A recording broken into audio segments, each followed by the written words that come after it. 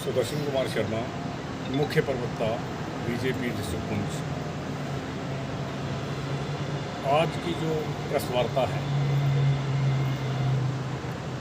वो national conference ने कल जो अपना मैनिफेस्टो पेश किया था उसी के उपलक्ष्य में जो कमान है उन्होंने जो मैनिफेस्टो तैयार किया है वो झूठ के पुलिंदे के सिवाय और कुछ नहीं है। मैं दो तीन बातों पर बात करूंगा। जैसे उन्होंने कहा कि हम 370 को दोबारा रेस्टोर करेंगे। मैं नेशनल कॉन्फ्रेंस के लीडर उमर अब्दुल्ला जी या फारूक अब्दुल्ला जी या उनके जो एलाइज हैं सारे, उनसे मैं एक हाथ जोड़ के विनती करता हूँ भाई लोगों को और बेवकूफ़ मत बनाइए।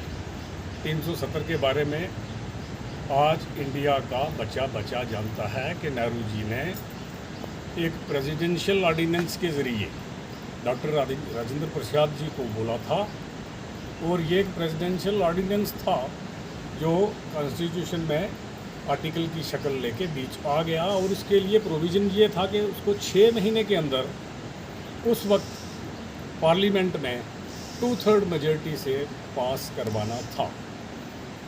लेकिन कांग्रेस के लोग ही नहीं चाहते थे, इसीलिए नेहरू जी ने वहाँ पेश नहीं किया। लेकिन बात दबा दी गई। 6 महीने के बाद इसकी वैलिडिटी ख़त्म थी, लेकिन फिर भी इसको साथ घसीटते घसीटते 70 साल तक चला गए और भारत के तमाम लोगों को और पर्टिकुलरली जम्मू कश्मीर के लोगों को बेवकूफ़ बनाया। अगर इस आर्टिकल को हटाया गया, ऑल्दो पार्लियामेंट में मेजॉरिटी से हटा दिया गया, इसे प्रेसिडेंशियल ऑर्डिनेंस से भी हटाया जा सकता था। ये कोई बड़ी चीज़ थी नहीं, ये टेम्परेरी चीज़ थी। तो इसलिए अब्दुल्ला फैमिली से मेरी गुजारिश है कि देखिए, जम्मू कश्मीर के लोग आप बाशऊर हैं, जानते हैं सब कुछ। आप कुछ वक्त के लिए लोगों को बेवकूफ़ बना सकते हैं, लेकिन हमेशा के लिए नहीं। अब जम्मू कश्मीर के लोग बेवकूफ़ बनने वाले नहीं हैं। दूसरी बात इन्होंने कही है जॉब पैकेज। जॉब पैकेज जिस तरह से ये बोल रहे हैं, मेरा पीछे वाला रिकॉर्ड जो एजुकेशन डिपार्टमेंट का है वहीं से मैं सर्विस करके इधर आया हूँ। हमारी स्टेट में सबसे बड़ा डिपार्टमेंट एजुकेशन का है जो 70% से ऊपर नौकरियाँ देता है। इंडस्ट्रियल स्टेट नहीं है हमारी। अगर आपने 70% वाला जो ब्लॉक है एजुकेशन डिपार्टमेंट, उसमें ऑलरेडी ओवरक्राउडिंग की हुई है। जो रिटायर होते हैं, जो सरप्लस लगे हैं, RET कैडर था या कुछ भी था, वो पोस्टें फिलअप हो रही हैं। और मैं बीच का आदमी हूँ, मैं जानता हूँ कि 2020-31 तक एजुकेशन डिपार्टमेंट में रिक्रूटमेंट करना ही मुश्किल है। पोस्ट है ही नहीं, ऑलरेडी सरप्लस है। मैं नेशनल कॉन्फ्रेंस के दोस्तों से यही गुजारिश करता हूँ कि भाई एक झूठ बोलते हो कि बार बार झूठ मत बोलिएगा। लोग सभी जानते हैं। अगर कुछ नई चीज़ करना चाहते हो तो वो बताओ, ऐसे काम नहीं चलता। एक और चीज़ उन्होंने कहा कि स्टेटहुड, भाई स्टेटहुड आपके हक में तो आपके दायरा इख्तियार में है तो नहीं, ये सेंटर का अफेयर है। सेंटर अगर प्लीज़ होगा हमसे, वो सेटिस्फाइड होंगे कि ये यूनियन टेरिटरी अब स्टेट डिज़र्व करती है तो वो हमें मिल जाएगा। अगर वो नहीं लगता तो नहीं मिलेगा। तो आपका ये बात कहना कि हम स्टेटहुड रेस्टोर करवाएंगे, ज़रा किस तरह करवाएंगे ये भी लोगों को बताइए।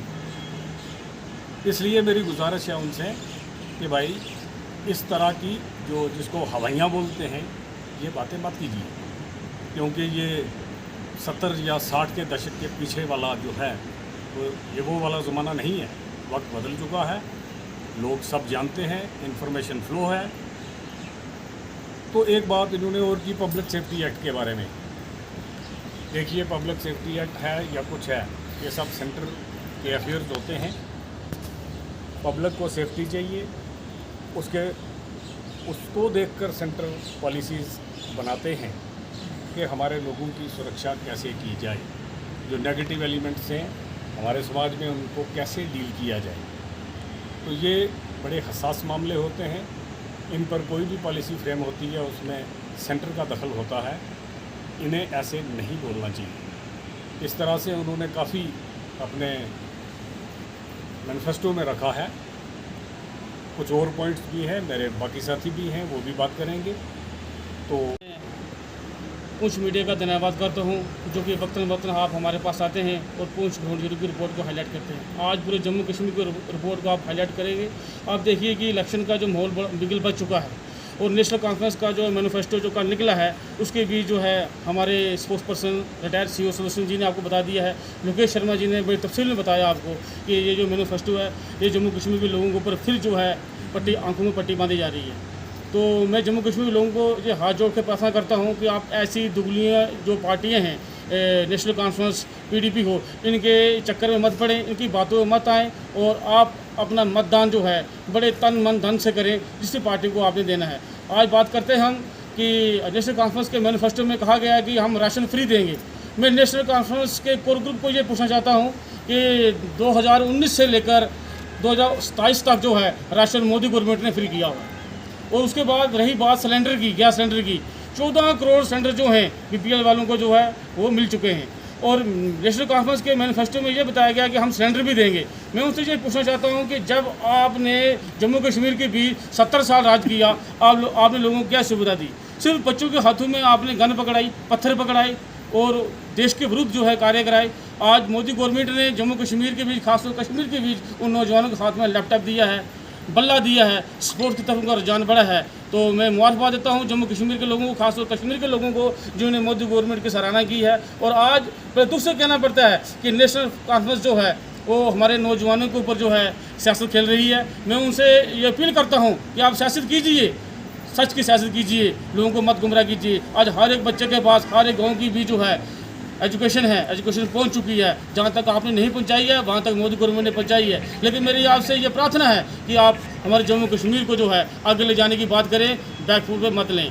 रही बात आज के मैनिफेस्टो पे जो हमने बात की है CO साहब ने, लोकेश जी ने, तो सरासर हम जम्मू कश्मीर के सभी निवासी, खासतौर भारतीय जनता पार्टी से कंडेम करती है कि ये जो मैनिफेस्टो है टोटली फ्रॉड है। फ्रॉड के सवा इनके पास कुछ नहीं था, ये उनके पास कुछ है ही नहीं है। जब ये ताकत में थे तब ये कुछ नहीं कर पाए और आज ये बुखलाए हुए हैं। सिर्फ उनका एक ही माटो है, इनका एक ही लक्ष्य है, इनका एक ही एम है कि हम कब तक कुर्सी पर पहुँचें, फिर जम्मू कश्मीर को लूटने की कोशिश करें। तो भाइयों, मैं आपसे ये अपील करता हूँ कि जो इलेक्शन का बिगल बच चुका है, हमने बड़े सोच समझ के अपने भाईचारे को कायम रखकर हमने अपना मतदान करना है। और हमारा मतदान जो है जम्मू कश्मीर का जो है वो इतिहास बदलेगा। मोदी जी ने बड़ी कोशिश की इतिहास बदलने की और बदला भी है। और जो अभी कमी रह चुकी है वो कमी जो है इस असेंबली इलेक्शन के बीच पूरी होगी। और हमें मालूम है कि जम्मू कश्मीर के बीच भारतीय जनता पार्टी जो है फुल मेजॉरिटी से सरकार बनाएगी। और आप देखिए कि हमें कोलिशन गवर्नमेंट की भी जरूरत नहीं पड़ेगी कि आज लोग जो हैं बड़े परेशान हैं। आज देखिए सेंटर की मैं बात करता हूँ, अगर महंगाई बढ़ी है तो मैं समझता हूँ कि जो जितने मुलाजिम हैं उनकी तनख्वाह भी बढ़ी है।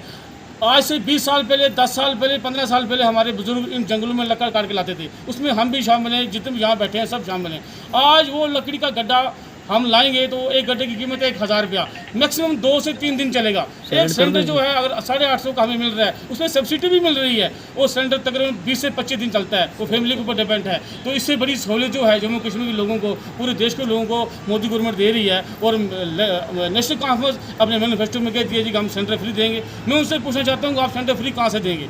सेंटर में अगर मोदी सरकार है तो जम्मू कश्मीर की भी मोदी सरकार बनेगी और उसकी सुविधाएं जितनी हैं वो जम्मू कश्मीर के लोगों तक पहुंचेंगी। और मैं जम्मू कश्मीर नौजवानों से ये अपील करता हूं, आप भारी तादाद के बीच आएँ, मतदान करें और अपने सही निर्दलीय उम्मीदवार, अपने उम्मीदवार को चुनें और उसे असेंबली तक पहुंचाएं ताकि आपकी आवाज़ को वो वहाँ पर आपकी आवाज़ को उठाए और आपके हक की बात करे। मुझे उम्मीद है कि आज की जो प्रेस वार्ता है ये पूरे जम्मू कश्मीर के भी, पूरे देश के भी चलेगी और नेशनल कॉन्फ्रेंस को ये मालूम पड़ जाएगा कि हमारा जो मैनिफेस्टो है इसके ऊपर जो है एक बेबुनियादी जो उन्होंने मैनिफेस्टो निकाला है। मैं तो ये समझता हूँ क्योंकि इसका कोई मतलब ही नहीं है। ये ऑलरेडी चीज़ें जो हैं सेंट्रल गवर्नमेंट जो है जम्मू कश्मीर को दे रही है, रोड्स हो, सिक्योरिटी फोर्सेस की डिप्लॉयमेंट हो, कोई और अन्य सुविधाएं हो, वो हमें मिल रही करना है गवर्नमेंट का। वो ऐसे अदा होगा कि हम इस इलेक्शन के बीच मेरे सभी से है बिना मज़ो मिलत आएँ, अपना वोट अपना मतदान करें और जम्मू कश्मीर के बीच एक अच्छी सरकार बनाएं जो कि लोगों की परेशानी को सुन भी रही है, लोगों की परेशानी को हल भी कर रही है।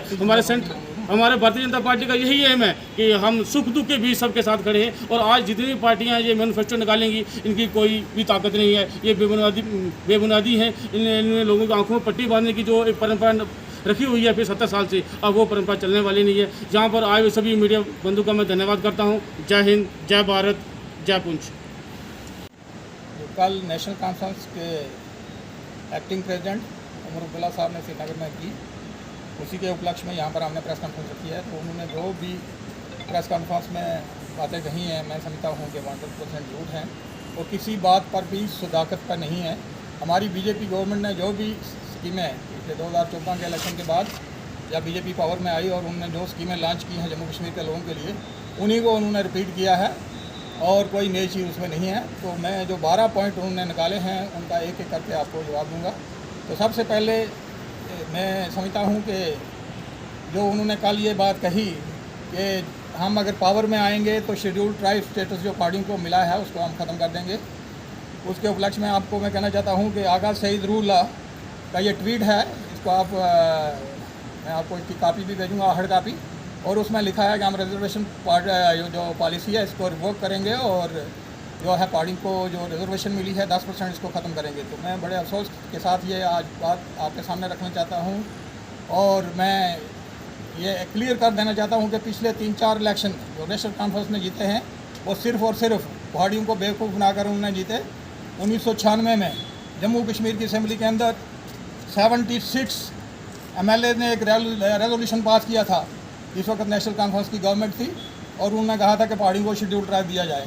इसके अलावा 2002 का जब इलेक्शन हुआ तो उन्होंने अपने रिप्रेजेंटेटिव भेजे हमारे टाउन हॉल के अंदर और हमें कहा गया, पहाड़ियों को बेवकूफ़ बनाया गया कि अगर आप वोट दोगे तो इलेक्शन के बाद हम जो है आपको शेड्यूल ट्राइब लाएंगे। इसी तरह जितने भी इलेक्शन आज तक नेशनल कॉन्फ्रेंस जीती रही है वो पहाड़ियों को बेवकूफ़ बनाकर, पहाड़ियों को इस्तेमाल करके और ये हमें लालच देके कि आपको शेड्यूल ट्राइब दिलाएंगे। लेकिन हमेशा जो है मैं आपको ये बताना चाहता हूँ, जितने भी पहाड़ी लोग हैं 18 लाख जम्मू कश्मीर के अंदर, मैं उनको बता देना चाहता हूँ आज कि नेशनल कॉन्फ्रेंस ने कभी भी पहाड़ियों का भला नहीं किया, ना ही उनको वो चाहते थे कि रिजर्वेशन मिले। आज उनका काला सच वो सामने आ गया है।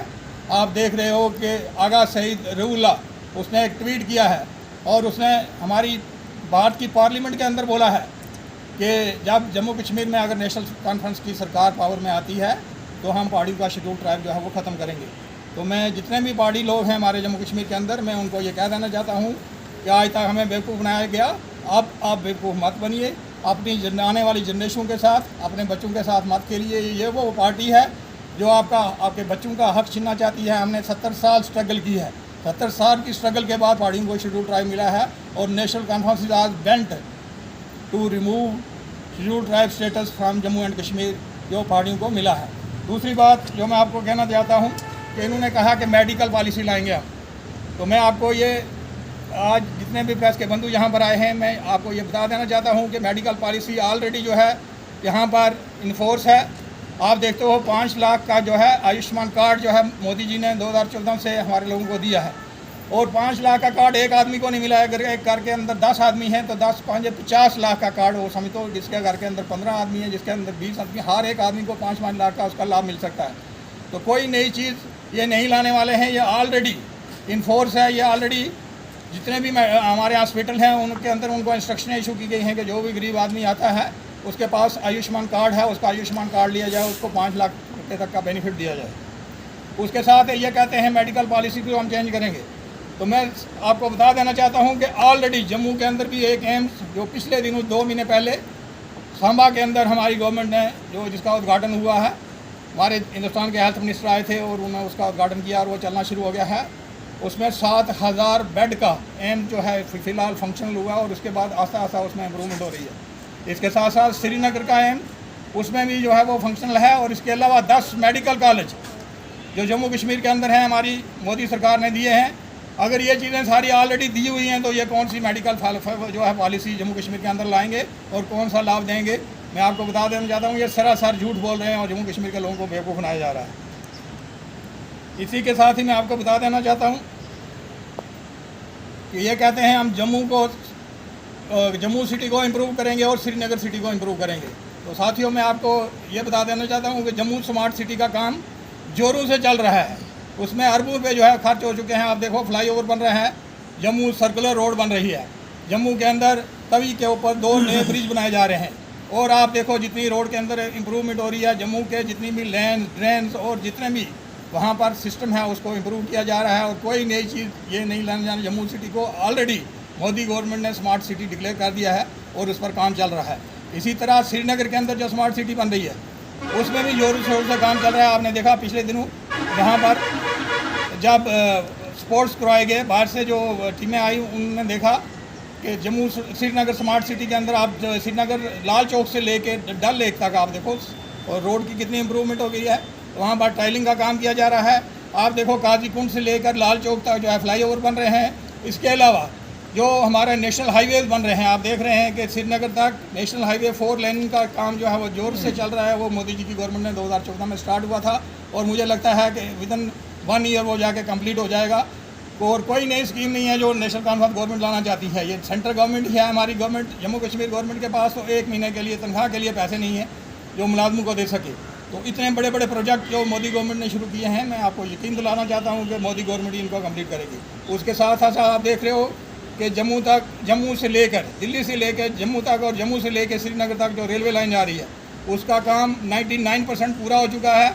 उस पर ट्रायल रन हो चुका है। दुनिया का हाईएस्ट रेलवे ब्रिज रियासी के अंदर जो है वो कमीशन हो चुका है। उस पर भी जो ट्रायल था वो हो चुका है और चंद दिन के बाद जो है रेलवे लाइन जो है श्रीनगर में पहुंच जाएगी और उसका आने वाली हमारी जनरेशन को फ़ायदा होगा। जो सीमेंट आपको यहाँ पर 500 रुपये का बैग मिलता था वो 400 रुपये का बैग मिलेगा। यहाँ पर आपको 7,000 रुपये क्विंटल सरिया मिलता था वो 5,000 रुपये का मिलेगा। क्योंकि डायरेक्ट बम्बे से, दिल्ली से, कलकत्ता से और अलग अलग जगहों से जो माल गाड़ियाँ हैं वो श्रीनगर में आएंगी और श्रीनगर से हम जो मुगल रोड आया, मुगल रोड जो हमारा सामान पूंछ में आएगा और उस पर हमारे जितने भी गरीब लोग हैं उनको लाभ मिलेगा। और जो नेशनल कॉन्फ्रेंस रोड्स की इम्प्रूवमेंट की बात करना जा रही है, ये भी सरासर झूठ है। और मैं दूसरी बात आपको ये कह देना चाहता हूँ, यहाँ पर जो मुगल रोड पर टनल बन रहा है इसका सर्वे हो चुका है और चंद ही दिनों के अंदर हमारी मोदी सरकार जो है, हमारे नितिन गडकरी जी जब श्रीनगर में आए थे पिछले दिनों में, उन्होंने प्रेस कॉन्फ्रेंस की थी और चंद ही दिनों के बाद मुगल रोड पर छत्ता पानी से लेकर शपैया तक जो टनल का काम है वो भी शुरू होने जा रहा है। इसी के साथ साथ जम्मू पूंछ हाईवे आप देख रहे हो 10 से ज़्यादा 15 टनल जो है उनमें से 3-4 टनल जो है कमीशन हो चुके हैं और आने वाले दिनों में हमें लगता है कि विदिन 1 ईयर जम्मू पूंछ नेशनल हाईवे जो है वो भी कंप्लीट हो जाएगा और ये टनल जो है ये भी कंप्लीट हो जाएंगे। जो आपका 10 घंटे का सफ़र जो है वो 3 घंटे में पूरा हो जाएगा। ये सिर्फ और सिर्फ मोदी सरकार ने दिया है। नेशनल कॉन्फ्रेंस के पास इतना पैसा नहीं है कि वो लोगों को कोई रोड इम्प्रूवमेंट कर देगा। अगर वो करना चाहते हैं, 70 साल उनकी गवर्नमेंट यहाँ पर रही, 70 सालों में उन्होंने कुछ नहीं किया। इसी के साथ साथ मैं आपको ये कह देना चाहता हूँ, उन्होंने कहा कि 1 लाख नौकरियाँ देंगे। मैं पूछना चाहता हूँ उमर अब्दुल्ला साहब से कि कहाँ से नौकरियाँ दोगे? आपने 1.5 लाख डेली वेजर जो PWD के अंदर हैं, जो PHE के अंदर हैं, जो फॉरेस्ट के अंदर हैं, जो रैबरे खेल हैं, जो रैबरे तालीम है, अभी तक रेगुलाइज नहीं हुए। जो आपके जिस वक्त आप पावर में थे, आपने जिन लोगों को उस वक्त झूठा झांसा देकर उनको लगाया। हमारे बहुत सारे साथी जो है, हमारे बच्चे ओवर एज हो गए, अभी तक उनको जो है रेगुलाइज नहीं किया। किसी की 60 साल उम्र हो गई और कोई बेचारे हमारे साथी जो मर भी गए हैं उनको रेगुलाइज नहीं किया। और ये सिर्फ और सिर्फ इन्होंने धोखा किया।